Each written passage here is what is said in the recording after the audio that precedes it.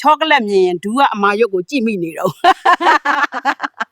ဟဲ့ဗလင်တိုင်းလေးဆိုတာဘာလဲသိလားသိတာဗောအေးချောကလက်နဲ့စောက်ဖုတ်နဲ့ချောကလက်လဲစားရတဲ့နေ့လေကန်ကောင်းတဲ့သူတွေကြတော့ပန်းစည်းလေးတော့အစ်စ်ရကြပါတယ်ဒါနဲ့လေပြောအောင်မယ်ငါသမီးကတော့သူ့ကြီးစားနဲ့ဖုံးပြောတာကြားခဲ့တာချောကလက်ပန်းစည်းမတောင်းလက်သေးညက်ခဲ့ထုံးချမ်းတဲ့ကွန်းရမစားနဲ့ပဲမာနေတာသိလားဟုတ်လားဒါနဲ့လေညီသမီးနာမည်ကဘလက်တိုင်းလို့ဘာလို့မဲ့ထားတာလဲအဲ့ဒါကဒီလိုသူ့အဖေနဲ့လေဗလင်တိုင်းဒေးမှာတိုင်းချမိရကနေအဖက်တင်သွားလို့လေစောက်ရှက်တော့ကွဲပါပြီရေစံပြမိခင်ကြီးပေါ့လေအခုချိန်ထိဗလင်တိုင်းဒေးရောက်တိုင်းချောကလက်မြင်ရင်ဒူကအမာရွတ်ကိုကြည့်မိနေတော့ဒါဆိုခြုံတိုးလာတာပေါ့ဟုတ်လားစောက်ရှက်ကွဲပြီးရင်ကွဲပြန်ပြီ